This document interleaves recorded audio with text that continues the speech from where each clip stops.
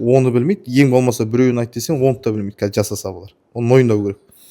Бұрындары тұрмыста болған қыздарға, келіншектерге қыз ұзатқызбайды, ажырасқан жігіттерге бет ашқызбайтын тұғын. Оны асаба дейміз бе, шоумен дейміз бе? Біз бара-бара ақыл санасыз болып бара жатырмыз да. Мен де шоуменді мен былай ойлаймын, ортаға шығып айғайлай беру, ол жай ақша жинау ма, әлде еріккеннен уақыт өткізу ма, оны да түсінбейсің. Халық түгіл күніге сол мен тек халал тойға шығам деп жүрген асабалардың өзі білмейді халал тойдың қандай той екенін. Енді ол ақиқат қой, енді ол ақиқат, оны жасырғанмен. Оған молда кінәлі, имам кінәлі, дұрыс емес тәрбие берген. Тойдың пайдасын көріп жатқан бір-ақ адам ғой. Тойхананың иесі. Өте орынды.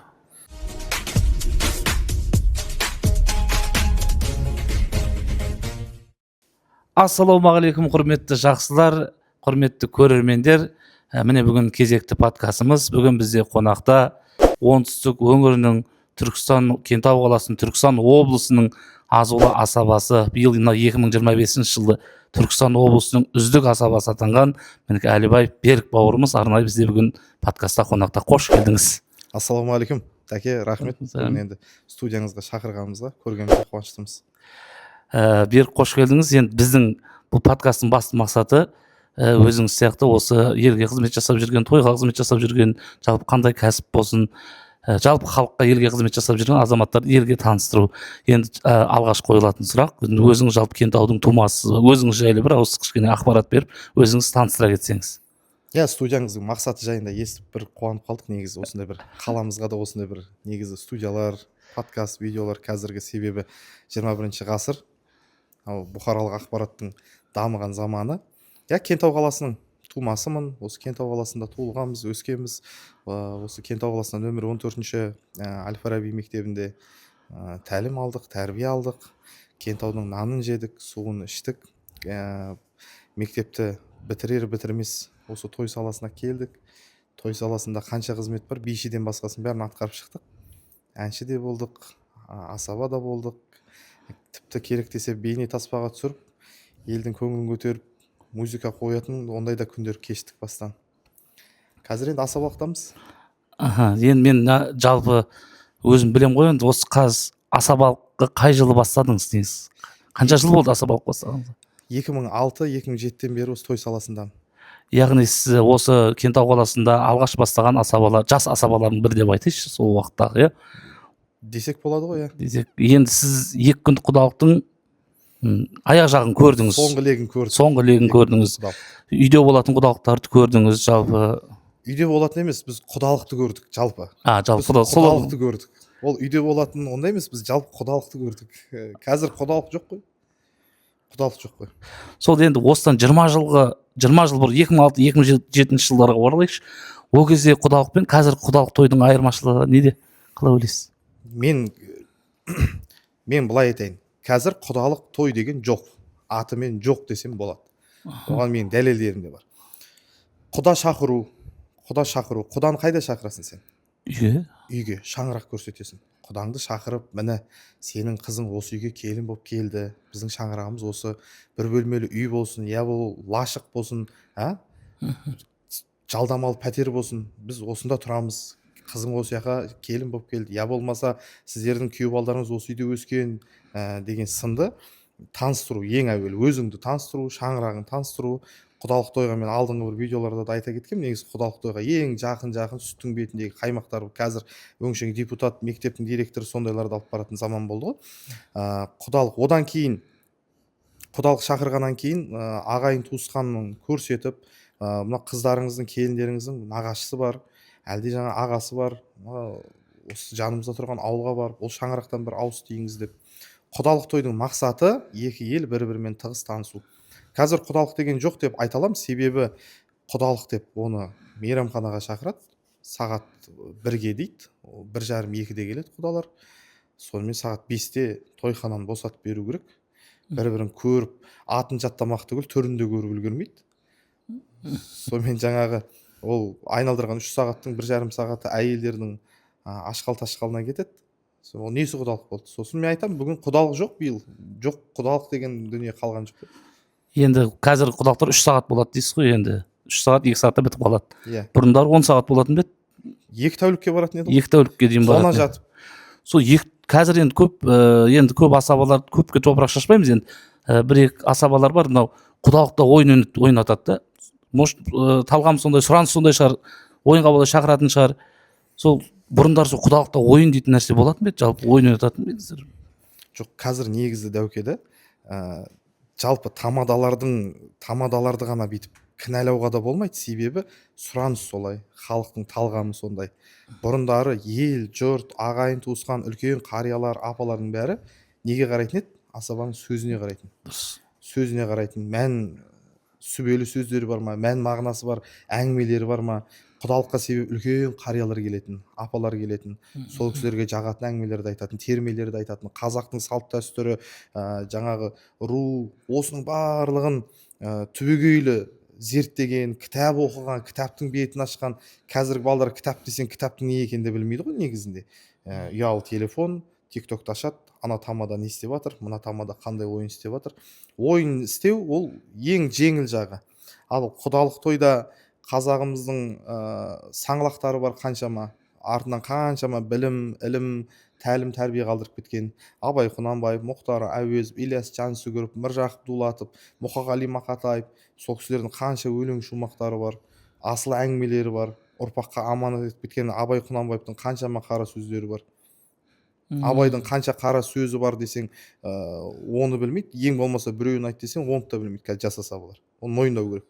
Ал кезінде біздің құдалыққа шыққан кезімізде, енді біз соңғы жаңа 2 күндік құдалықтың соңғы лебін көрдік қой, ол кезде халықта сұраныс бар тұғын. Асабаның рең басына қарайтын, сөзіне қарайтын, өткен өміріне қарайтын. Тіпті десеңіз, дәуке, ажырасқан асабаларға бет ашқызбайтын тұғын халық. Себебі біз кез келген нәрсені жақсылыққа балайтын еліміз, ырымшыл халықпыз ғой, қазақ өзі ырымшыл халықпыз. Кез келген нәрсені әйтеуір жақсылыққа балауға тырысамыз, бірақ дегенмен де ырымға қатты сеніп қалған еліміз. Бұрындары тұрмыста болған қыздарға, келіншектерге қыз ұзатқызбайды, ажырасқан жігіттерге бет ашқызбайтын тұғын. Қазір халықтың сұранысы сол болды. Халық жеңіл әзілдіге көп мән беріп жүр ғой. Халыққа жеңіл әзіл керек. Енді мен бір шет бұған себепкер мынау әлеуметтік желі деп ойламайсыз ба? Енді ол жылдары YouTube деген сияқты, Instagram, TikTok болмаса басқа да әлеуметтік желілер болған жоқ қой. Сол кездерде мысалға асабалар қатты көп болған жоқ. Қазір енді білесіз, енді жылына Кентаудың өзінде неше асаба шығып жатыр. Оны асаба дейміз бе, шоумен дейміз бе? Қазіргі жаңа не бойынша, енді өзіңіз айттыңыз, сүбелі сөз айтатын асабаларымыз бар енді көпке топырақ, бірақ көбіне шығып жатқан жастардың көбісі шоумен дейді өздерін. Бұл қайдан келген дүние деп ойлайсыз? Енді қараңыз. Біз қазақпыз.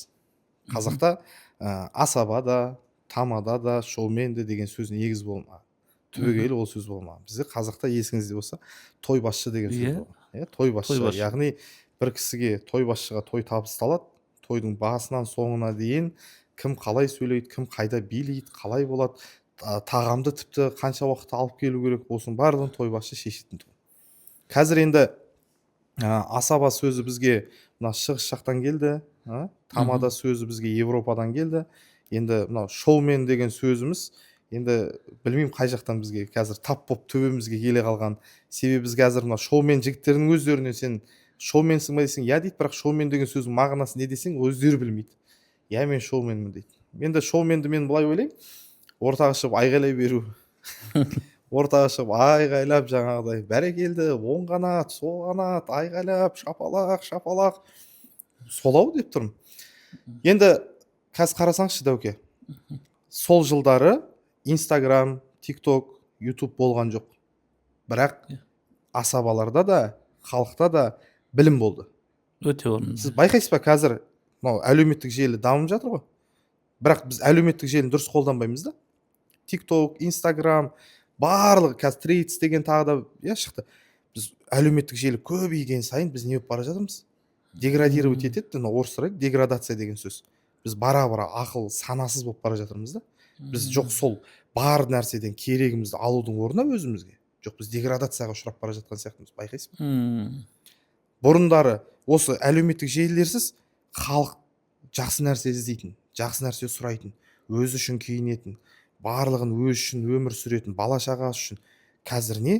асабаның да құны қалмады, тойдың да қадірі қасиеті қашып бара жатыр. Мен 31 жас туған күнмен отандасқанына 11 жыл деген тойға да барған кезім болды негізінде. Ол жай ақша жинау ма, әлде еріккеннен уақыт өткізу ма, оны да түсінбейсің. Енді беке тойдан шамалы алшақтайық, 20 жыл болды ғой. Қазір жалғыз осы асабалық саласында қызмет атқардыңыз ба, болмаса басқа да жерлерде жұмыс жасап көрдіңіз ба негізі? Иә, біраз жерлерде жұмыс жасап Енді көрдім. құпия болмаса айтып бере аласыз ба? Құрылыс саласында жұмыс жасадым. Ауыл шаруашылық саласында жұмыс жасадым, есепші болып кірдім. Одан басы есепші болып шықтым, бухгалтер ғой. Одан кейін мектепте маған өзім жаныма қатты жақсы көретін кішкентай балапандарға сабақ оқыту, үйрету, ән үйрету, домбыра үйрету. Мектепте мұғалім болып қызмет жасадым. Әкімшілікте тұрғын үй коммуналдық шаруашылық бөлімінде де жол бөлімінің бас маманы жұмысын атқардым. Қазір осы асабалықпен. Жалпы әр саланы көріпсіз ғой, мемлекеттік салада да қызмет атқарыпсыз. Жалпы өзіңіздің жоспарыңызда, ойыңызда бар ма қайтадан сондай бір қызметке кірсем, или әзірге ондай ой жоқ па сізде? Жұмыс жасасам, бір мектепке мұғалім болып кірсем, или болмаса бір мемлекеттік қызметке орналассам деген сияқты. Иә, бар, ой бар, бірақ жұмысқа кіретін ақша болмай тұр ғой. Ащы шындық. Көп кісілердің айта алмай жүрген әңгімесі. Дұрыс, енді ол ақиқат қой, енді ол ақиқат, оны жасырғанмен өте орынды. Енді қазір менде тағы бір сізден мынандай сұрақ бар да, осыдан 20 жыл болды, басы 20 жыл бұрын қазір тойды былай бөледі, халал емес деп тойды бөледі. Сол 20 жыл бұрын ондай әңгіме бар ма еді негізі? Халал емес той деп айтылатын ба еді? Мысалы 2007-2008 жылдар бастадым деп. Халал тойдың тақырыбын сіз дәуке негізі әдемі қозғадыңыз қазір. Халал той мен негізі халал той дегеннің негізі қандай той екенін халықтың өзі қазір, халық түгіл күніге сол мен тек халал тойға шығам деп жүрген асабалардың өзі білмейді халал тойдың қандай той екенін. Халал той дегеніміз енді бізге дін жағынан келіп тұрған сөз халал, адалдық деген сөз бе, адал ғой. Халал той дегеніміз еркектер бөлек бөлмеде, әйел кісілер бөлек бөлмеде отыратын той. Ол тойда еркек бөлек отырғанменен еркектер бөлек отырған жерде музыка да болмайды, ойын да болмайды, би де болмайды. Ал қазір халал той деп айтып жүрген тойларымызда не болады? Тек қана дастарханда арақтың бөтелкесі болмайды. Бірақ ол тойға арақ кіреді, бәрібір кіреді. Ол шайнекпен де кіреді, баклашкамен де кіреді. Кеше жақында Алматы қаласында тойда болдым. Сол жерде қуанып қалдым бір кісіні көріп. Ортаға шығып, халал той деген, бірақ біраз кісілер енді қызыңқырап қалған, кіріп шығып жүріп, баклашкамен, шайнекпен алып кіріп шығып отыр.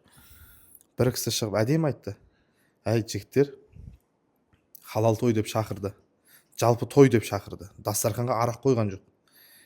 Енді арақ қоймағаннан кейін тойының тыныш өткенін, арақсыз, шайтан сусыз, ішімдіксіз өткен қалаған шығар бұл кісі. 3 сағат шыдасаңдар қайтеді. Дастарханын сыйла, қонағын сыйла, өзін сыйла, ең құрғанда өзін сыйласа, адамның өзін сыйла, сені шақырды ғой. Егер сені мұрның қышып бара жатса, ішкің кеп бара жатса, мен жоқ 3 сағат шыдаймын арақсыз дейтін болсам, келме тойға. Келме тойға. Тоянаңды беріп жібер, я болмаса жоқ жаныңнан бір адам жібер, өзің келме тойға. Дәл осылай айтты да әңгіме. Қазір сосын дәуке байқайсыз ба? Халықтың арасында резонанс туғызатын дүние, біз кінәлілерді іздейміз ғой. Кінәлілерді іздеген ұнайды бізге. Белің ауырама? Кімге? Врач кінәлі. Беліңе дұрыс укол бермеген. Төбеңнен су өтіп отыр ма? Әкімшілік кінәлі. Жұмысқа кіргізбейді. Ол гарано кінәлі. Тойың нашар өтті, тамада кінәлі. Иә? Әртүрлі бір кінәлі адам бар десеңізші. Балаң дұрыс жолға түспей қалды ма? Оған молда кінәлі, имам кінәлі. Дұрыс емес тәрбие берген. Жаңағы балаң түнде бар біреумен төбелесіп қалса кім кінәлі? Оған ана үйінде жатқан бейшара мұғалім кінәлі. Біз кінәлілерді іздеуге тырысамыз ғой. Кінәлілерді іздеуге тырысамыз. Сондықтан мен ойлаймын, негізі осы халал той, халал емес той деген тақырыпқа негізі жалғыз асабалар емес, жалпы халық болып қосылып, осы тақырыпты негізі тереңден шешкеніміз жөн болады деп. Енді біздің кезімізде дегенде бір ойбай бір қария болып қалған жоқпыз ғой негізі. Біз осы той саласына келгелі бері халал той деген негізі ондай тақырып болмаған тұғын. Ол кездердегі тойларда маған қатты ұнайтын мына нәрсе тұғын. Біреу той жасаса, мысалы өзіміздің ағайынымыз той, сіздің де Аха. бір ағайыныңыз той жасаса есіңізге түсіріп көріңізші тәуке, сіздің Аха. әкеңіз шешеңіз жаңағы бір ағайын той жасаса 1 ай 2 ай бұрын сол үйге баратын. Не Иә. істейміз? Күніге барып сол үйге әйтеуір жаңа бір нәрсесін ақылдасайық, мынаны Кеңес асы дейтін болатын. кеңес асы болатын. Кеңес асы болмаса да барып соған қазір шақырту келеді. Ол шақыртудың өзі бір бөлек дүние еді ғой. Үйіңе Иә. келеді саған. Келеді, кел, ассалаумағалейкум, дастархан жайып, сөйтіп ол шақыру билетін береді, мынандай қағаз береді. Иә. Пәлен күн тойымыз еді деп. 300 адам шақырса, 300 адамның үйін бәрін жеке-жеке аралап шығады. Не деген сол кезде адамдар бір-бірімен араласу. Қазір 21 ғасыр бара-бара адамдар бір-бірімен араласуды қойып бара жатырмыз. Ана тіпті алдыңғы жылы оразада бір айтта барып, бір айттап қайтайық үйлерді деп айтқа шығып, көп адамның үйіне кіре алмадық қой. Барасың, домофон. Мына үйге барасың, домофон. Мына үйге барсаң, ит. Негізі сол кездердегі біз асабалықта енді бастаған кездегі 2000 жылдардағы тойда адамдар бір мейірім тілеумеді. Баяда маған бір кісі айтатын да, оны үлкен кісі. Бұрынғы заманның мына совет үкіметін көрген адамдардың, олар құдай жоқ деп өсті ғой. Құдай жоқ деп өсті. Лениннің тәрбиесімен кетті одан кейін. Олардың бойында діннен бір хабар болмаған шығар, совет үкіметінің адамдарында. Бір дінге деген жаңағыдай қатты кіріп кету, намаз оқымаған, біраз кісілер намазға енді келіп жатқан кісілер бар.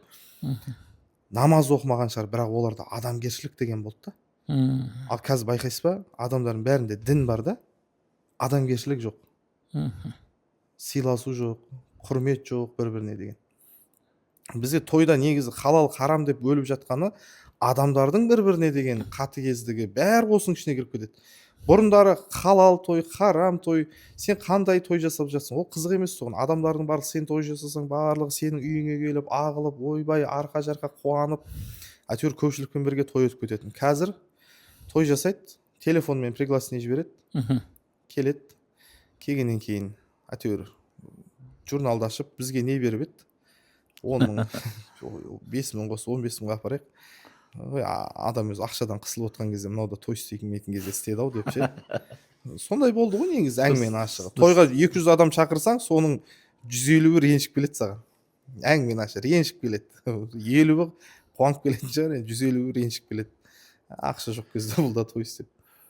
Ол бір шеті тойдың көптігі емес па? Қалай ойлайсыз? Тойдың көптігі? Қазір енді тойдың да жаңа өзіңіз айтып қалдыңыз ғой, 31 жас пен 11 жыл отандасқан жүргізінде. Сондай тойлар да көбейіп кеткен жоқ па деп ойлаймын да мен өзім. Сіз қалай ойлайсыз? Мән мағынасы жоқ тойлар көп қой қазір. Мән мағынасы жоқ, пайдасы жоқ. Бізде былай айтады да, кредит алып, бізде қазақта осындай түсінік қалып кеткен ғой, кредит алып той жасайды деген. Мен енді қазір қанша жыл болды негізі тойда жүргеніме, мен бір шынымен кредит алып той жасаған кісілерді көрмеппін ше. Себебі тойға келген меймандарда құралақан келмейді ғой. Иә. Келгеннен кейін өзінің дастарханын ақтап кетеді, өз-өзін ақтап жауып кетеді. Кредит алып біздің халық жаңағы бізде қазақтың тойын черный касса бар ғой, алтын қазына. Иә. Алтын қазына деп айтсаң жарасады бізде. Мысалы, сіз келесіз маған тойыма 20 мың алып келесіз, ана кісі 20 мың алып келеді, ана кісі 50 мың алып келеді. Бәрін мен жаңағыдай жаратамдағыны, ертең сіз той жасасаңыз, мен соны қайтып сізге апарамын. Алтын қазына ғой кәдімгі. Алтын қазына. Алтын қазынаның бұл тойдың пайдасын көріп жатқан бір-ақ адам ғой. Тойхананың иесі. Өте орынды.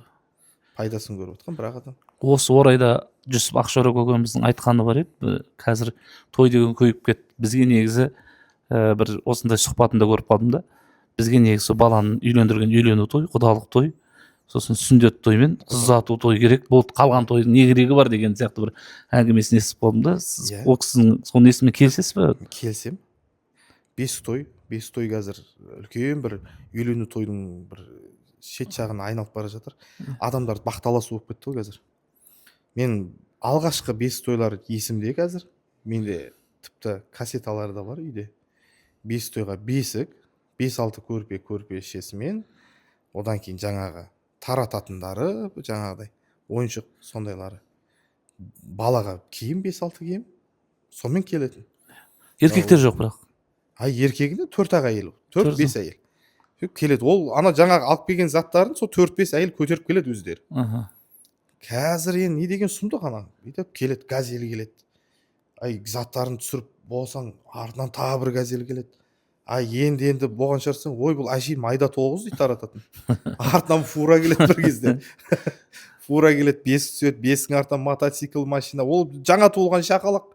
Мына баклашкамен бірдей ана бала. Оған мынандай көлік әкеп береді. Мақтанукершілік, ысырапкершілік, әйтеуір ұят болып қалмасын. Біз қазақ жаңағы сыншылымыз ғой, сынап, мінеп, не әкепті құдағия деп жаңағыдай. Қазір көбінесе қазақ айтады, алып алтау, беріп бесеу болмаймыз дейді. Дүние қолдың кірі, екі елге керегі, екі жастың бақытты болғаны, кішкентай балапандардың бақытты болғаны деп айтатын қария жоқ қазір. Үлкен әже жоқ. Сосын мына әжелердің, қариялардың жоқтығына біздің де кінәміз бар ғой, мына жастардың. Жаңа бір апа келеді, күшті прическа жасап бүйтіп. Апа келеді, 65-70-ге қойған прическа жасайды дейді. Біз не дейміз? Апа, жас көрінесіз апа. Қыздай болып тұрсыз. Не істейді? Ана қартайған сайын адам бала болады ғой. Есіреді анау. Ертең мені юбка киіп шығады ол апа. Ар күні туфли киіп шығады. Есіреді. Жаңағыдай қария кісілерде үстеріне жаңағыдай бір жақсы футболка киіп, көке, жігіттей болып тұрсыз десең, есіреді анау. Мен жас көрінем ба деп. Қария жоқ қой қазір, бата беретін қария жоқ. Шал көп, қария жоқ. Сондай замандар келді ғой. Шал көп бірақ. Қария жоқ. Ол енді өзіңіздің жеке пікіріңіз ғой енді. Қария болу міндет, ардагер болу абырой дейтін бет бұрынғылар. Жоқ, енді мен біразына келсем, біразына келіспейтінім бар да енді. Айтсаңшы. Үйінде мысалға тойға келмейтін мен мысалы көптеген қариялармен болды. Мысалы шығамай, действительно тойға бармайды, өйткені шаршайды, уже тойдан да шаршаған, бірақ үйінен барып бір әңгімелесек, бір мәнді, мағыналы, сондай бір керемет ғибратты сөздер естисіз, біраз айтқан дүниелер. Енді аталарымыз бар ғой, енді бірақ көп топырақ шашпаймын. Енді сіздің де таяқ не күші болады дейді. Әрине мен ол жаңағы негізге келсем, толық 100% деп айта алмаймын деп жатқаным ғой. Жоқ, мен де оның барлығына тіпті жоқ демеймін. Көрсең, қызыл кітапқа енген ғой кісілер, қариялар. Қызыл кітапқа енген. Жоқтың қасы деп айтсаңыз жарасады. Жоқтың қасы. Дұрыс, енді жаңа тағы бір тақырып қой, халал деп басталды ғой тақырыптың басы. Осы мынау сіздің жалпы әлеуметтік желіде белсендісіз ғой, оны жалпы бүкіл сіздің оқырмандарыңыз біледі деп ойлаймын. Оның көптеген видеороликтер түсірдіңіз. Соның ішінде көп резонанс тудырған, жаңағы өзіңіз де күліп біліп отырсыз ғой бір шетін. Мынау жаңа бір халал той дейсің ба? Тұра тұрсай, жұрттың тамадалары құсап, тамды сап алайын, нормальный машина болайын, жағдайым жасап алайын, жағдайым жасайын. Халал тойға сосын шығамыз мақма. Арағы бар тоймен әбден жағдайым жасап алайын да. Қажылыққа барып келейін. Сосын барып халал тойға шығамыз. Тамды сап алайын, там бітіріп алайын мақма. Давай. видеоролигіңіз кеңінен тарады, ол резонанс тудырды. Сізге ол видеороликке де қатысты пікір білдірген азаматтар да болған шығар деп ойлаймын. Енді бұл видеоролик мақсат неде болды негізі? Хайп болды ма, бұл қалай айтсақ болады жалпы?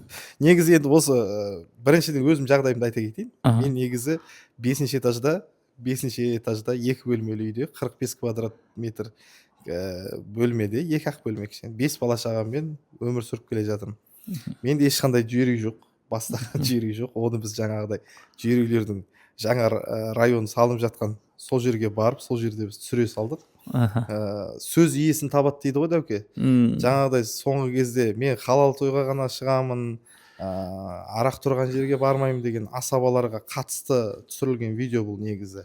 Енді біз ешқашан су ішкен құдығымызға түкірмеу керекпіз. Егер дейді, Дәуке аңғараңызшы, ауыр сөзді, соқыр адам дейді, соқыр адам жанары көріп, соқыр адам көзі көрсе, ең алғаш не істейді ол адам, білесіз ба? Соқыр адам көзі көріп кетсе, аяқ астынан көзі көріп кетсе, не істейді білесіз ба? Қаншама жыл оған жолды табуға көмектесіп отқан таяғын лақтырады. Қаншама жыл қасында жүріп, жол табуға көмектескен таяғын лақтырады.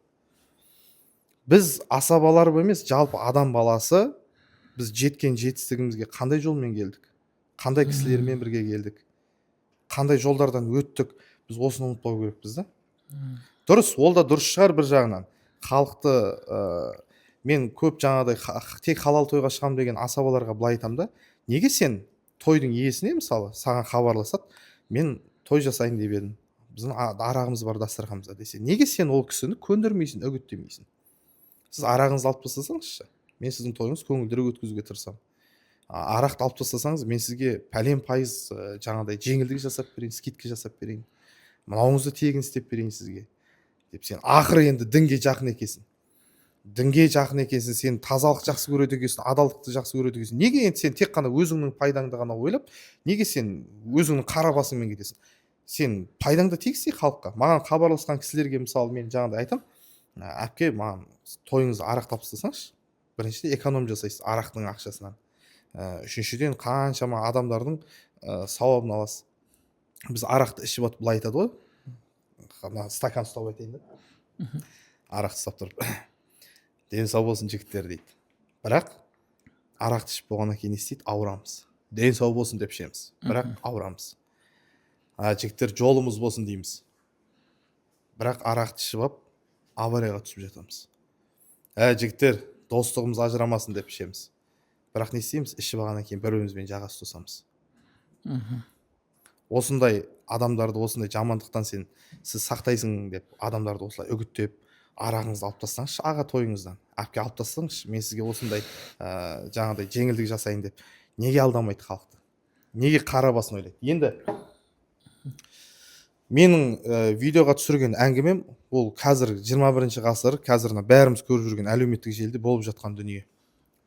Мен бір асабаны көрген жоқпын, той саласына келе салып, мен тек арақ жоқ тойға шығамын деп айтқан. Мен көрген жоқпын ондай асабаны. Мен көзім көріп отқаны, ол бүкіл халықтың көріп отқаны, жағдайын жасап, запас ақшасын жинап, енді айына 2 тойға шықсам да өлмеймін, Құдайға шүкір деп жағдайын жасап болғаннан кейінгі айтылып жатқан әңгіме бұның барлығы. Мен соған қарсыласам. Алла Субхана тағала Құранда Алла Субхана тағаланың сөзі бар Құранда. Мен жіберген нығметтен бас тартпаңдар дейді. Мен жіберген нығметтен, ризықтан бас тартпаңдар дейді.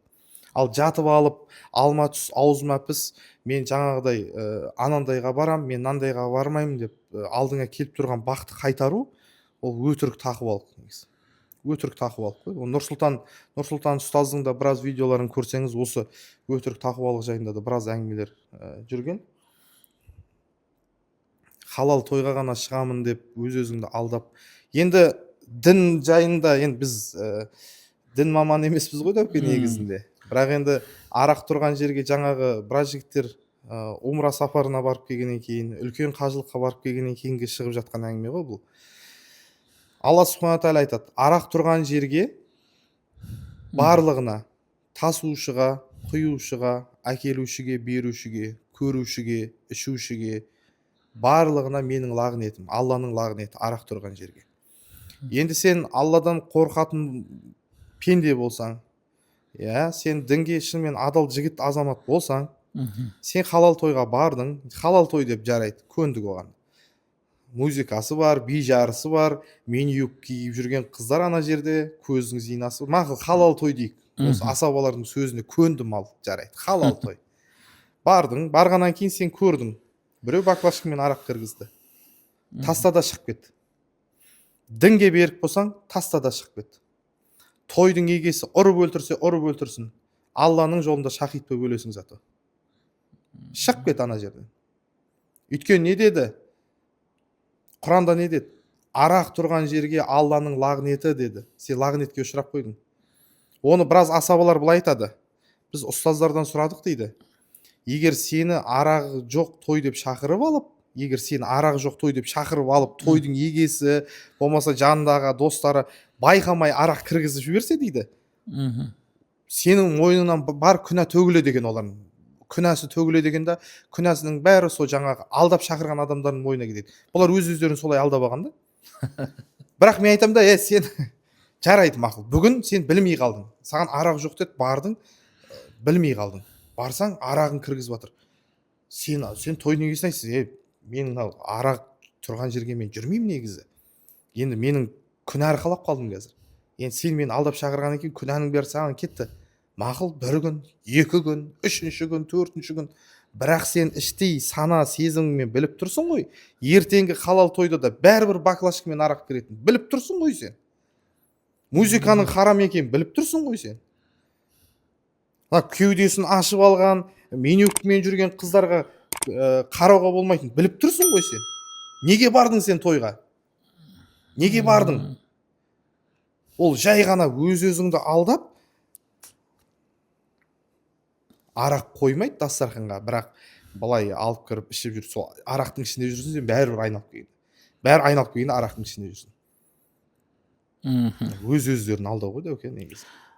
Түсінікті. Енді сол жаңағы видео бойынша ешкім өзіңізге жекеңізге шыққан жігіттер болған жоқ па? Мысалы белгілі мынау қазір әлеуметтік желі қатты дамыған ғой, белсенді, сіз бірінші өзіңізде көптеген асабалар бар қазір, енді дұрыс сол сферада жүргізіп жатқан дейікші. Сол жігіттер шыққан жоқ па, или видео обращение жасаған жоқ па? Бұл видео негізі халықтың арасында да резонанс туғызды, пікір талас, халықтың пікірі екіге бөлінді.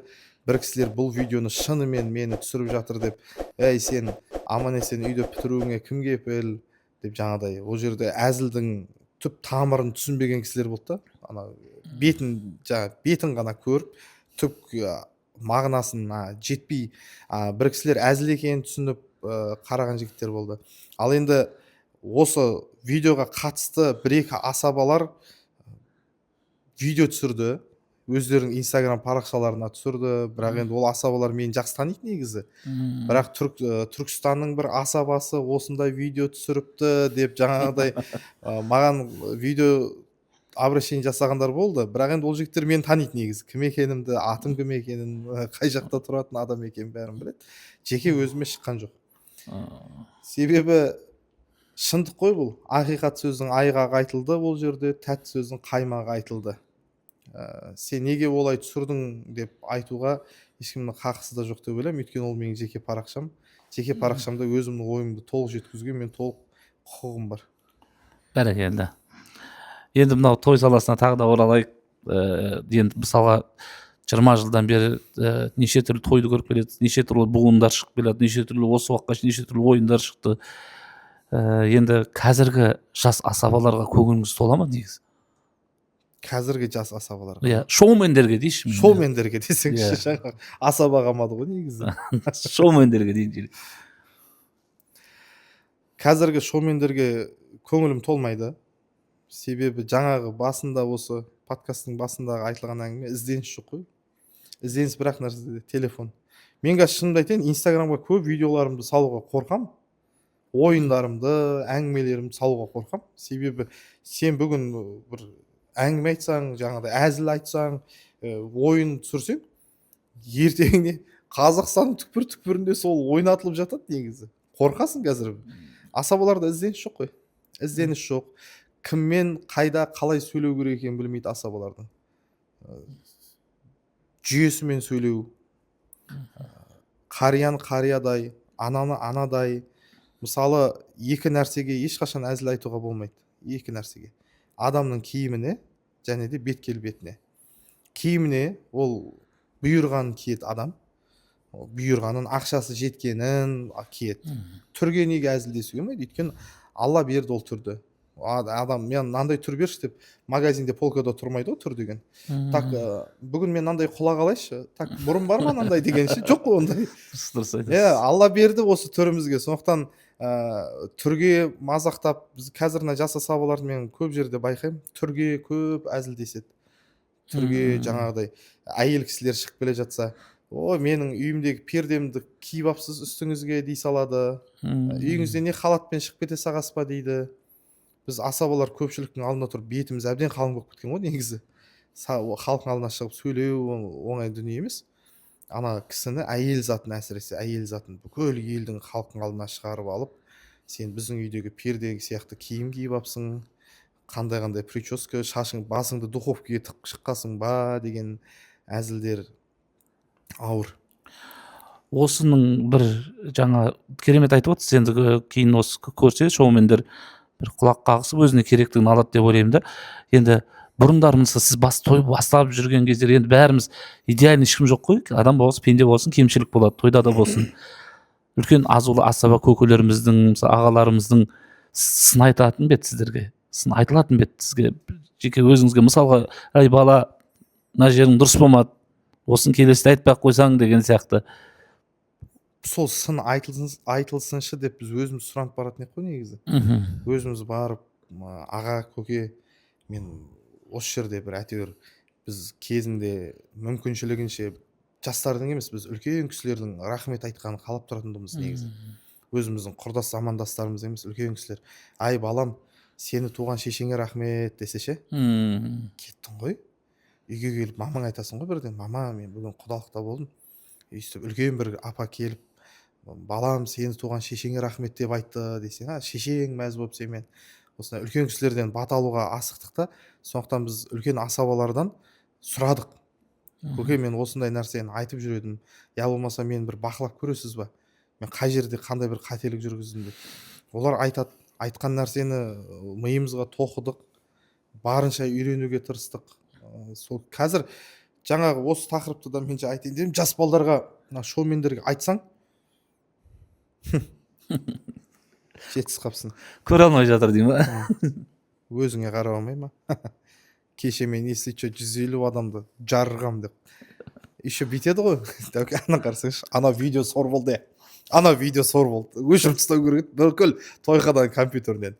Ана дастарханның үстінде жаңағы 3 жігіт 2 қыз отырып алып билейтін ше жаңағы. Билейді, соны жаңағы экранға көрсетеді, мынаны қайталаймыз дейді.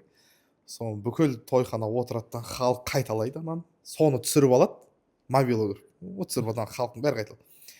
Инстаграм салып, бүгін тойды шайқадық деп қояды. Той жоғары деңгейде өтті.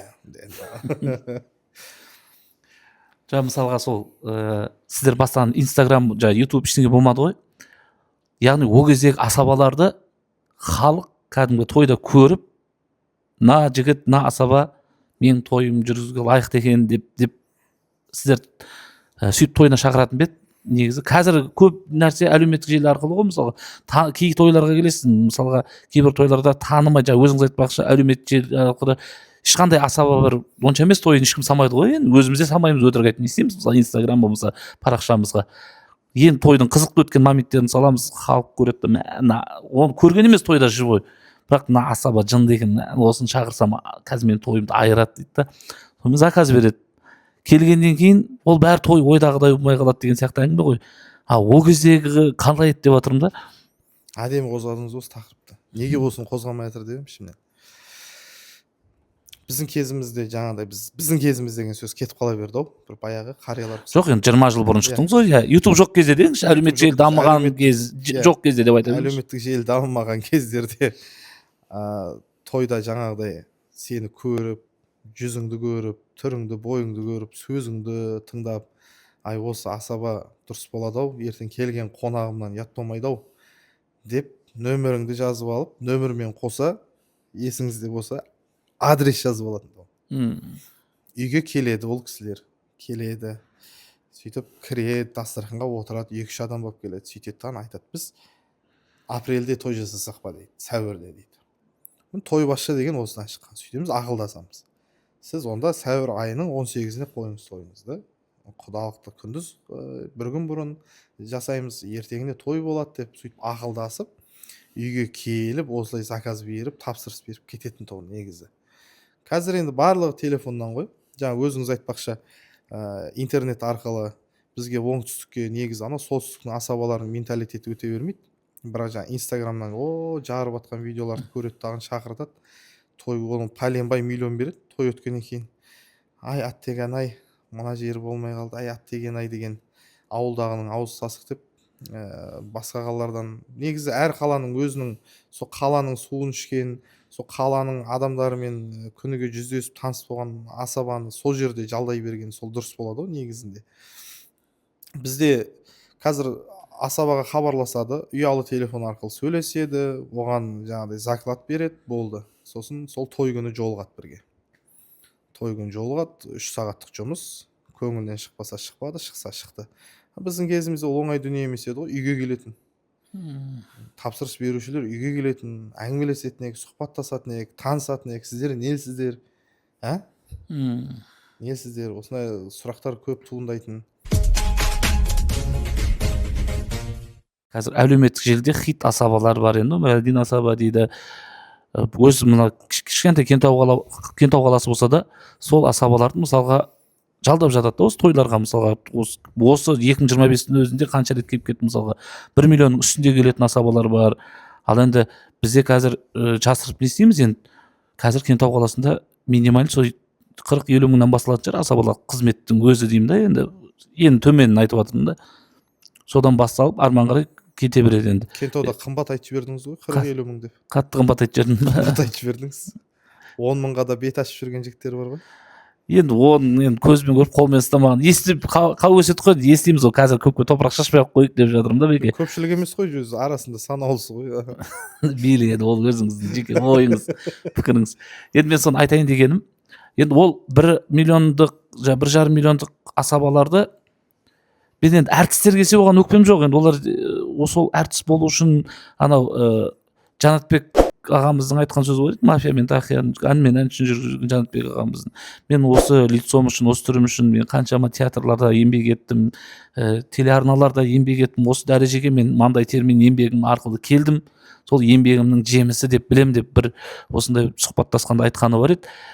Ал енді қазір әлеуметтік желі тез дамыған ғой, енді ол асабалар бір театрда болмаса бір басқа да бір көптік қоғамдық орындарда болмаса, жалпы айтқанда еңбегі тек қана тойдан көрінген да. Басқа салада, басқа сферада, мысалы театрда болмаса, или болмаса айтыста ондай да көрінбеген. Ондай да асабалар бар, бірақ енді сондай келсе мен ренішім жоқ та. Бірақ енді мынау тек той арқылы дамыған асабаларды сол 1 миллионның үстінде жалдап жатады. Мен соны ойлайтын, неужели осы Кентау Түркістанда сол асабаның деңгейінде өткізіп беретін азаматтар жоқ? Неге сол қаражатқа бірден 4-5 асабаның басын қосып бір тойымды өткізсем деген ой туындамай ма, қалай ойлайсыз? Ол жаңағы біздің қазақтың бір-бірімененше жарысу бар ғой. Бір-бірімен жарысып, анадан қалып кетпейін, манадан қалып кетпейін, ана бай болса мен одан да мықтырақ жасайын, мына кеше пәлен әртісті жалдапты, мен адан асырып жасайын деген осындай бақталасы бар да бізде, ең әуелгі бақталас. Ол асаба келіп қатырсын қатырмасын, ол жай ғана кеше сендер көрдіңдер ма, 2 жыл болды сендердің тойларыңа барып жүрмін, ана өңшең простой тамада жалдадыңдар, простой биші жалдадыңдар, міне мен 1,5 миллионға тамада жалдадым, көрдіңдер ма деген, о да тек қана мақтаныш қалады бойында. Ол тойым жақсы өтеді, өтпеу қызық емес ол адамға. Ол адамға жай ғана мақтаныш. Осындай кісілердің топтамасы бар бізде, жай ғана мақтаныш ретінде жалдайтын. Екіншіден, қанша жыл армандап жүріп, сол тойға жаңағыдай дайындық жасап жүріп, біздің асабаларымыз бүлдіріп алады, күлдіремін деп бүлдіреді деп, жаңағы өзіңіз айтпақшы Инстаграмда көрген видеоларына алданып, ең қызықты сәттерін салған видеоларға алданып, менің де тойым осындай көтерін көңілде өтсе екен деп, сөйтіп қымбат бағаға жалдайтын кісілер бар. Ал енді бағаға келетін болсақ, негізі бізге де бағаны көтеруге болады, бірақ ынсап сайын береке, қанағат деген нәрсе бар. Оның үстіне біз мұрын қанайтын жұмыс жасап жатқан жоқпыз. Туалет қазбаймыз, кірпіш қаламаймыз, бетон құймаймыз. Апалық күні көтер, ойбай, КамАЗдың несін көтер, жоқ. Бізде жұмыс жеңіл ғой негізінде. Жеңіл деп айтылады, бірақ бізде моральдық түрде шаршау болады. Асабалардың көбісін байқайтын болсаңыз, асабалардың көбісі жүрекпен ауырып, жүрек аурудан қайтыс болып жатқанда асабалар бар негізі. Өйткені көп нәрсені жұтуға тырысамыз ғой. Мысалы, сіз той жасасаңыз, мен сіздің келетін қонақтарыңыз 200 қонақ па, 200 қонақтың көңілін көтеруге мені жалдадыңыз сіз. Мен сол көтеру керекпін көңілін. Арасында біреу келіп боғау сөз айтып қояды, түріңе қарап. Біреу, ананы бүйтсе, манаған сөз берсе дейтіндер бар. Үндемей қоя саласың, себебі сені жалдаған. Соның бәрін көтеру үшін, соны күлдіру үшін, соны ырза қылып жіберу үшін сені жалдаған. Өйткені адам шаршап келеді тойға, тойдан демалып кетсін деп, сені сол халықтың көңілін көтерсін деп. содан біз көп нәрсені жаңағыдай көңілімізге ішіміздің бәрін жұтамыз, моральды түрде шаршаймыз, физикалық түрде емес. Сондықтан алып жатқан ақшамызды қанағат тұтып, алла соның берекесін берсін деп, жеңіл келген ақшаның шығуы да жеңіл болады ғой. Ләж болса әйтеуір аз-аздап. Бірақ жаңа сіз айтқан 4-5 тамада жалдаса деген ол идеяны айтып жүргенімізге біраз болды. Бірақ бізге жаңа 4-5 тамадан жалдағаннан гөрі, бұл жерде жаңа айтып отырмын ғой, басты рөлде мақтану, өз-өзін көрсету, өз-өзін биік санату, пәленше бай кеше түгенше деген жерден пәленше деген тамадан алдыртты, пәленбай миллионға анандай әртісті жалдапты деген аты қалады да. Біз көбінесе соған жұмыс жасайды біздің халық. Енді бұл подкаст көріп жатқан жалпы халық болсын, өзіне ой түйер деп ойлаймын. Енді мен тағы бір сұрағым қойылып келіп жатыр. Қазіргі тойда сізге ұнамайтын, жалпы сізге не ұнамайды қазір тойда? Мысалға қазір тойда жасандылық көп па? Сосын қазір әншілер көбейіп кетті, байқадыңыз ба? Бұрындары санаулы әнші ән айтатын еді, қазір кішкентай баладан бастап үлкен көке апаларымызға шейін тойда ән айтып жатады. Енді кейбіреуін көпке топырақ шашпаймыз, кейбіреуі жанды дауыс айтады, ол мейлі. Бірақ бір 80-90% жаздырып айтады енді. Даже біреудің даусымен айтатындарды да естідік енді тойда жүріп. Тойда ұнамайтын дүниелердің маған ең қатты ұнамайтын тойда тост. Қазақта бізде тост деген дүние болмаған. Қазақта екі-ақ нәрсе болған. Тілек пен бата ғана болған. Тілек, бата. Тілек ол жаңа дұға ғой. Дұға жасау және де бата беру. Бізге мынау Европадан тост деген дүние келді, шығыстан тост деген дүние келді тағын, бізге сол тостқа жатып алдық. Былай ғой, екі жас бақытты болсын, ұл қыздары көп болсын, нандайлары үйтсін, нандайлары бүйтсін, анау анандай болсын, мынау нандай болсын. Болсын деп айта бергеннен түк шықпайды. Біз соған болатын әрекет жасау керекпіз. Болатын. Екі жас қазір той өтіп жатыр. Ең керемет сәті, бақытты кезең. Той біткен кейін не істейміз? Ұмытып кетеміз ғой екеуін. Ертең басқа тойға барасың. Сол тойдан кейін барып, бір айдан кейін жаңа ағайындар жиналып барып, сен қалай тұрып жатсыңдар жастар? Бәрі жақсы ма сендерде? Бізден бір қандай көмек керек сендерге деп. Бар ма сондай адам қазір? Жоқ, енді тост деген дүниені алып тастап. Кеше осы бір апта бұрын бір кісінің тойын жүргіздім. Тойын иесі шамалы науқастанып отыр екен.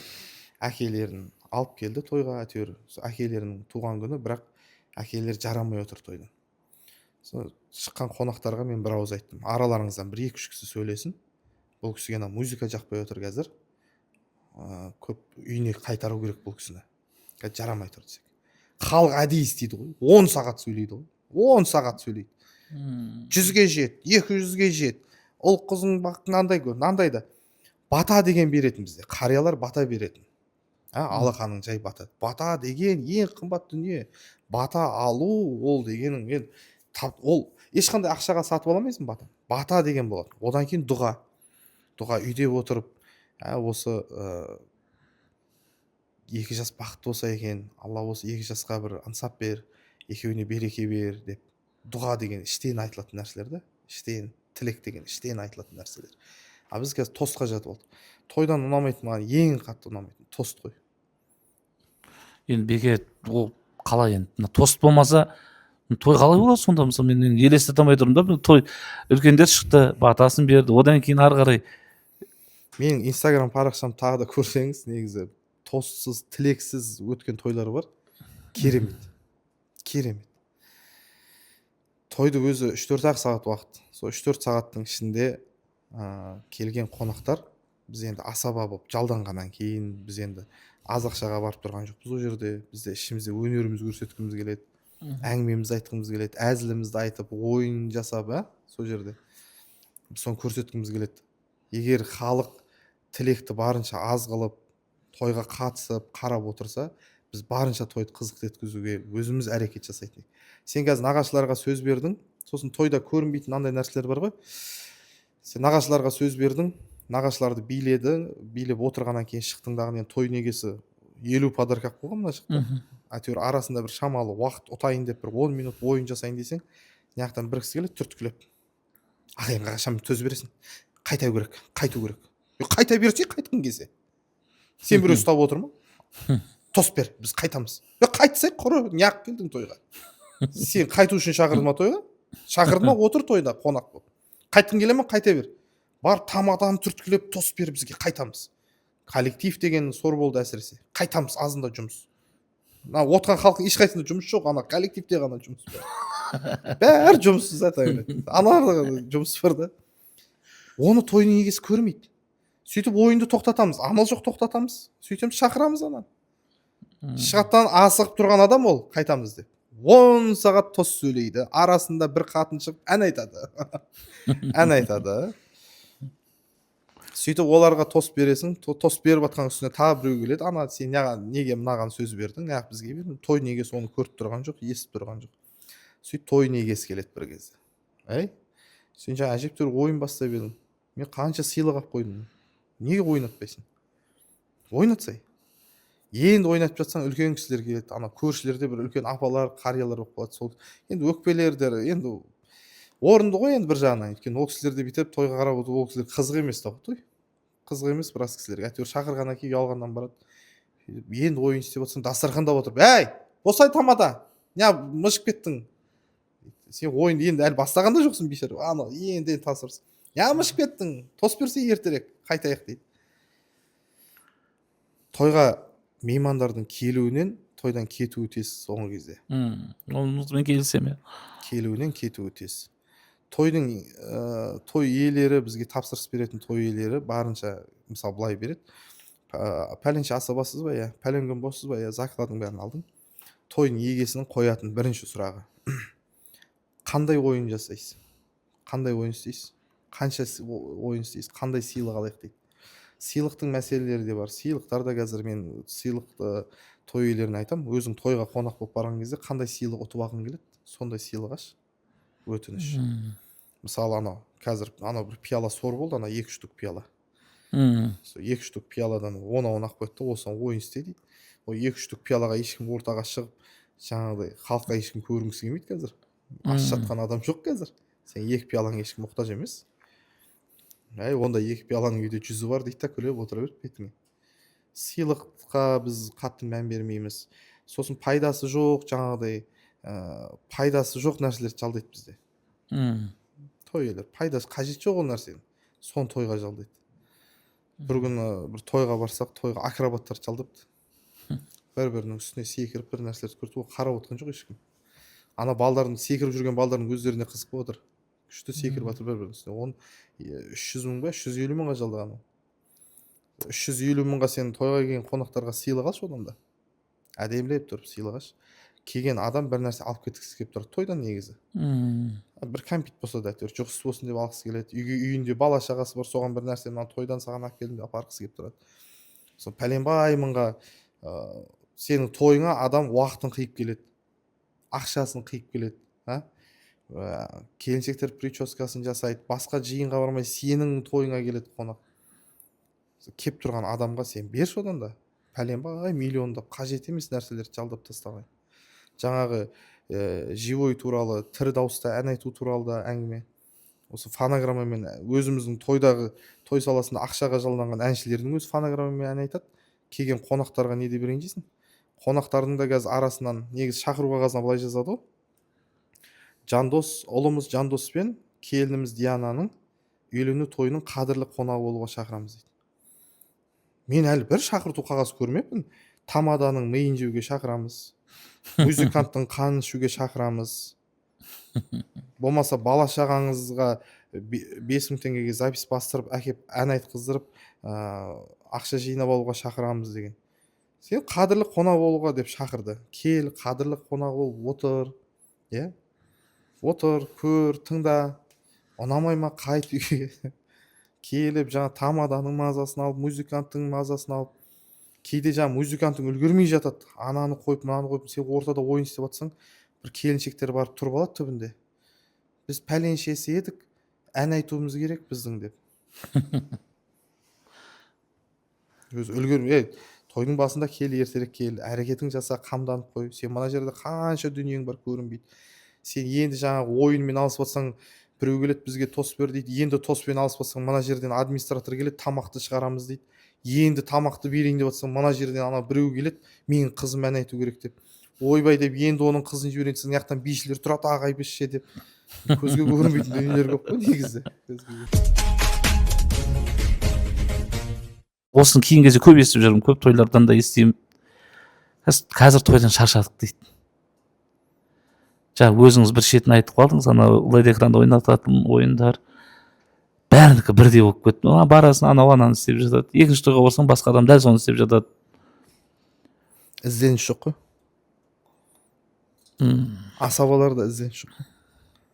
Жоқ, соны неужели бүйтіп бір-бірімен келісіп, енді бұрындары енді қатар бастадық қой, біз ұялатын тұғымыз ғой, берік мына нәрсені істеп отыр, мен оны істемеймін.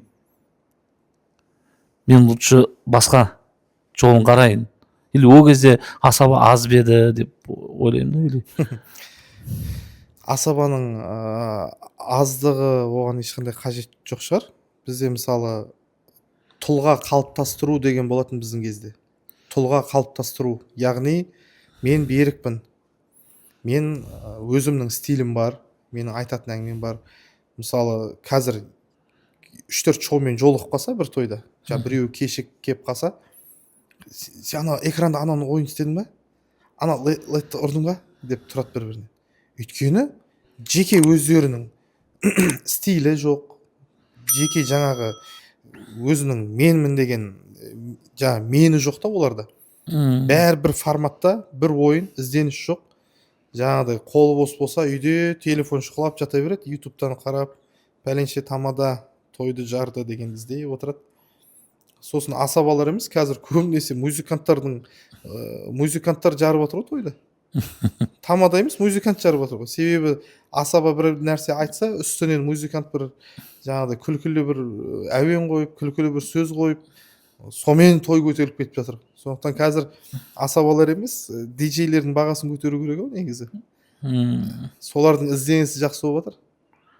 Шоумендерге қарағанда дейсіз. Шоумендерге қарағанда музыканттардың ізденісі жақсы болып тұр ғой қазір. Олыңызбен де келістіруге болады, иә. Енді тағы бір сізге бір сұрақ қойғым келіп тұр. Алғашқы тойыңыз есіңізде ма? Ең бірінші бастаған, ең бірінші шыққан тойыңыз. Иә. Қалай? Менде бейне таспасы үйде тұр. Ертең бала шағам өскен кезде көрсетем, міне әкелерің осындай жас болған, осындай қателіктерді жіберген кезінде тойда, өйткені өте көп қателік болды. Өте көп қателіктер болды алғашқы тойда. Енді кешіріммен де қарауға болатын шығар деп ойлаймын. Бір жағынан енді ол кезде 1000 теңгеге шықтық қой. Алла берекесін берді, бірақ 1000 теңгеге шықтық. Ең алғашқы тойыңызды 1000 теңгеге басқардыңыз, иә? Иә. Енді қазір құпия емес па, қазір нешеге басқарасыз? Айтқыңыз келмесе айтпай ақ қойыңыз. Негізі құпия емес. Менде өйткені бір қатып қалған баға жоқ. Маған андай жаңадан клиенттер хабарласпайды ғой, маған Берік қалайсың дейді. О, жақсы, Берік, анау пәленше апаңмын ғой. 2018-де анау қызым ұзатып ең ғой дейді. Бол, енді баламның тойы болды апа. Ол бағасын айтпайсың, бағасын сұрамайды ол. Бол, пәлен күн жас қой дейді, телефон қойып қояды, тарс еткізіп. Тойдан кейін 2018 жылғы бағаны береді. Оған не дейсің? Рахмет апа деп шығып кететін кездер де болады негізінде. Жоқ, былай тұрақты бағаң жоқ па, мысалы мынандай деген сияқты. Мысалы мен енді шет жағасын білемін, қазір енді жасырып несем, сұранысқа ие асабалардың бірісіз ғой. Мысалы Түркістан, Кентаудың екі ортасында жүрсіз, көпшілігі енді Түркістандасыз. Түркістандамын ғой қазір көбінесе. Көбінесе Түркістанның тойындасыздар. Кентауда шығасыз. Енді жан жаққа да барып келіп жатсыз ғой енді. Шымкент, Алматы, Қызылорда. Соны тұрақты бір, енді мен түсінгенім тұрақты бір бағаң жоқ қой. Тұрақты баға жоқ. Өйткені клиенттің тапсырыс берушінің жаңағыдай мейрамханасына, адамына қандай той деген. Мен негізі мынандай тойларға қымбат баға айтамын. 80 жас, 90 жас деген тойларға қымбат айтамын. Өйткені бала шағасын айтамын. Түсірсе, именно осын мен әдейі қымбат айтамын. Себебі 80 жас дейді. кеше біреу хабарласты. Анамыздың 80 жасы дейді. Әкеміздің 90 жасы дейді. Қарашы мынаны. Қарашы Керемет не той деген ғой. керемет той мына. Иә. Әкесінің 90 жасы, шешесінің 80 жасы. 8 перзенті бар екен. 4 ұл, 4 қыз. Әке шешемізге той жасап берейін деп еді. Шамалы қымбат емес, шамалы қымбат той айттым. Мен неге айтамын? Өйткені осы әке шешесіне той істейтіндер жаман саудаласады. Жаман саудаласады. Баласына той істеп беріп жатқан ата-ана сен айтқан бағаңа келіседі. Перзенті үшін аямайды ғой ата-ана.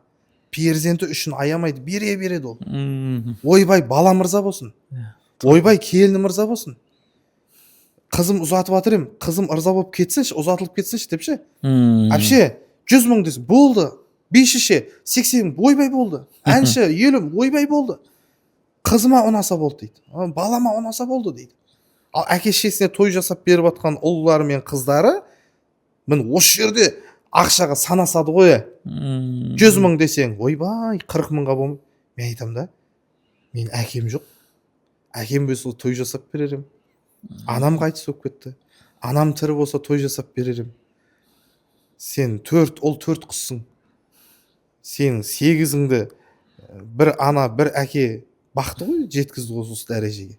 Неге 8-ің жабылып, әке шешеміздің тойында шашылайық біз деп? Неге шашылмайсың? Шашыл. Көрсет, әке шешеңе бер, жақсы нәрселерді шақыр, жақсы нәрселерді жалда. Әке шешеңнің құда жекжаттары бар, көрсін, отырсын, дем алып қайтсын сол тойдан. Именно әке шешесіне той істейтін кісілер жаман ақшаға саудаласады. Сосын маған анау не ұнамайды ше, Дәуке. Біраз жігіттердің осы жерде қытығына тиіп кететін шығармын негізі. Енді бас кесіп көңілі тіл кеспек жоқ, айта беріңіз енді. Әкеміздің 50 жасы, әкеміздің 60 жасы деп әкесіне көлік мінгізеді. Көлік қақта сол көлік? Баласын өзі мініп жүреді. Неменеге бердің о машинаны? Тойда неменеге бердің? Не үшін көрсеттің оны? Машина деп не үшін айттың сен? Әкеме көлік деп бердің ба кілтін? Болды, алма ол кілтті. Сен қанша 200-300 адамның алдында аузыңнан шықты ғой, әкеме көлік дедің ғой. Неге сен ол көлікті сен мінуге хақың жоқ ешқандай? Бер, айдамай ма? Тұрсын. Айдай алмайды ғой, тұрсын машина. Сен аузыңнан шықты ғой надан. 300 адамның алдында. Не ол, мақтанугершілік па? Жыртылдың ба сен? Не үшін бердің оны? Сен неге мініп жүрсің ол машина? Қандай хақың бар сенің мінуге? Саған әкеңше, саған әкең бар ғой? Саған әкең бір нәрсе беріп, мысалы бір киім берсін. Киім береді дағыны, ертеңіне сол киімді өзі киіп жүрген кез болды ма? Жоқ, онда.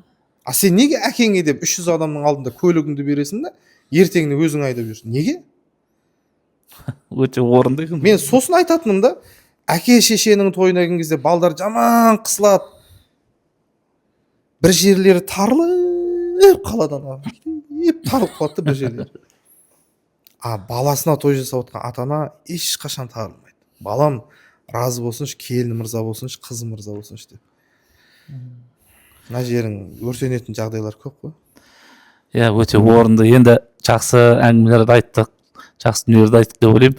Енді кішкене позитивный ортада бір көңілді аяқтайық. Мынау тойда енді қаншама той өткіздіңіз.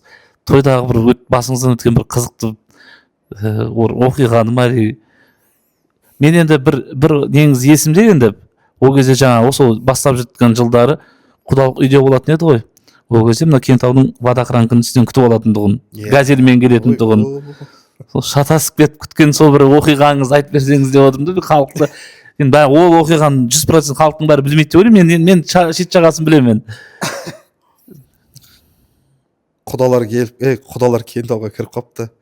Водохранкіден күтіп алайық деп, үйден 4-5 адам. Ішінде біз де бармыз, домбырамызды алып алып кеттік. Водохранкеге барып тұрсақ, келді ақ спринтермен келатыр. Ойбай, құдалар кеттік. Сол жерде амандасып күтіп, құйып оларға бір стакан ішіп алды. Сонымен кеттік үйге. Үйге кіреміз, музыкалатып, камера, шашып, жеңгелерім билеп. Керемет енді. Ана құдалар жақсы адамдар екен, ырза болып билеп. Ішке кіргіздік, бата берді. бата беріп нан турап жаңағыдай салаттардың бәрін бетін ашып құдаларға салат салып сонымен жаңа ал құдалар қош келдіңіздер деп әңгімені бастадық қой енді. Әңгімені бастадық. Сонымен танысып отырайық деп жаңа сонымен бір кісі орнынан тұрды. Сіздер жақ танысайық деп енді. Есбек келіндеріңіздің бұл кісі үлкен қара шаңырақта ағасы болады, мынандай болады. Бір кезде келіндеріңіздің деп жаңағы Әсел ма бір қыздың атын айтты. Сосын мен жаңа қағазға жазып алғанмын. Біздің келіннің аты Динара тұғын. Әсел не істеп? Сонымен айтты, келін шақырыңдаршы бері қарай. Келін келді, мына десем, нема мен соны бағана айтамын деп едім, сіздер жас келін болған ұялып тұрған бейшара. Соны бағана айтайын деп едім сіздерге, бұлар менің туысқандарым емес қой дейді. Сосын жаңа кісілерге мына сіздердің қыздарыңыз деп жоқ дейді. Ой, сонымен жаңағы ана кісілермен қайтадан қалып сөйтіп біз ана газельді жаңа спринтерді күтіп алып қозғалғанымыз сол, сөйтсек ана біздің құдаларымыз артып сол жерге кейін келген екен да. Сонымен жаңағы оларды жаңағы құдаларды күтетін адамдар келіп алып кеткен. Сонымен кейіннен құда абмен болдық қой, құда ауыстық қой. Құда ауысып қайта олар ана үйге кіріп дастархан былғап үлгермеді, біздікілер былғап кетті. Ішіп кетті. Мен ана тойда бет ашардан тізім жазып берді. Әруақтар деді. Әруақтар бір деді, әруақтар екінші ата апалар деді. Жазды бәрін осындай апалар. Одан кейін ата енесі, нағашылар бәрін деді. Бет ашарды бастадық. Әруақтарды айттым. Одан кейін ата апалар деп қойған. Ата апалар туралы айтындаған. Пәленше атаға, пәленше апаға сәлем бер. Сәлем салды. Қарсым ешкім шықпайды. Ата апаларыңа тағы сәлем салды. Тағы айттым, ананы оқыдым. Шықпайды. Қайықта бұл кісілер неғып шықпайды десем, бір кісі жай қасыма келіп, неме тамада жолдас, олар әруақтар ғой дейді. Адам сөйтіп жаза ма тізімді? Бір әруақтар дегенде, екі ата апалар дегенде соған жазған ғой. Сөйтсек жаңа әруақ ата апалар деп жазған түр екенде бейшара. Сосын шығу керек ситуациядан. Бетім қапызылып кеткен. Не бопты дедім? Не бопты? Әруақ болса. Не? Көзден кетті, көңілден кетті. Олар сонда өлді, жоқ деп есептейсіңдер ма? Ұл қыздар отыр, ұрпақ отыр. Олардың әруағы бізбен бірге осы жерде деді. Дұрыс қой, любой ситуациядан шығу керек. Шықтық ситуациядан. Қандай қызықтар болып тұрады ғой негізі. Той болған екен көптеген. Енді Беке, қорытындылап жүрейік. Жалпы сіздің енді біраз шәкірттеріңіз бар. Осы может осы сізді осы сұхбатты көріп отқаннан кейін осы Берік ағаның артыңыздан ертіп келе жатқан інілеріңіз көп қой енді. Барып сол кісіден бір асабалықты үйренсем дейтін жігіттер болса, інілеріңіз болса, сіз дайынсыз ба тағы да ұстаз болуға үйретуге? Мен әлі күнге дейін мен инстаграмда да айтамын, келіңіздер. Ол тек інілер емес, менен үлкен кісілер болып қалуы мүмкін. Бірақ енді осы асабалық бастасам деп, мүмкін бастап қойған, бірақ жаңағыдай бағытын таба алмай жатқан ба? түсіне алмай жатырмын осы жерінде деген бір сондай бір ақыл кеңес сұраймын деген жандар болса да, әрдайым есігім ашық, байланыс нөмірім 24/7 қосулы. Келсін, мен оған қуанам.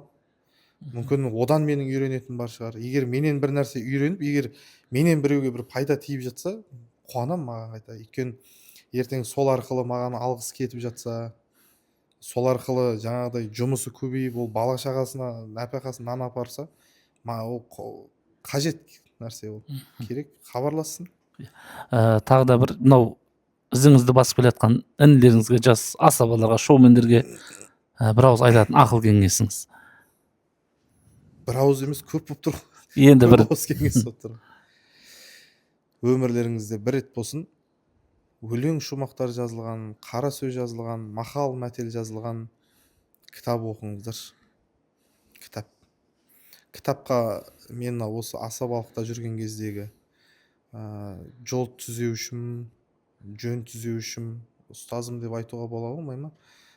Сондай кісі айтқан маған, кітап оқысаң, кітапта романтика да бар, боевик те бар, кітаптың ішінде ойын бар, әзіл бар, барлығын кітаптан табасың. Мен ойлайтын едім, әзіл жоқ кітапта деп. Сөйтсем, әзіл де тойға қажеттің бәрі кітапта тұр негізі.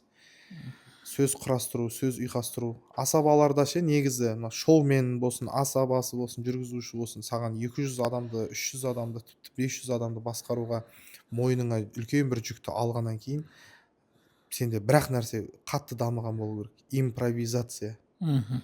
Импровизациясы жоқ адам ол ешқашан асаба бола алмайды. Асаба болмайды. Ол жай ғана жүргізуші болады. Бір бағдарлама жазып бересің, сол бағдарламамен ғана жүретін. Сондықтан ал енді импровизацияң бар бола тұра ары қарай дамытқың келсе, бірақ нәрсе кітап оқу керек. Кітап, қандай кітап болсын, тек кітап оқу керек. Кітаптың ішінде бәрі бар. Сезім де бар, романтика да бар, ұрыс керіс те бар, әзіл бәрі бар. Бәрекелді, рахмет көп. Беке, сізге мыңда бір алғыс, мынау бір ауыз сөзім жерге тастамай келіп бізбен сұхбаттасқаныңызға. Құдай қаласа осы подкасттың астына сіздің әлеуметтік желідегі Инстаграм парақшаңызды, басқа да парақшаңызды және номеріңізді қойып көрген көрермендер осы Берік Асабаны тойда көргілеріңіз келсе хабарласар деген ойдамыз. Бізді шақырғандарыңызға рахмет, Дәуке. Студияларыңыз дами берсін. Сіздің подкастыңыздан тағы да бір жаңа бағдарламалар, жаңа тақырыптар көреміз деген ойдамыз. Творчестволық табыс тілейміз сіздерге, Дәуке.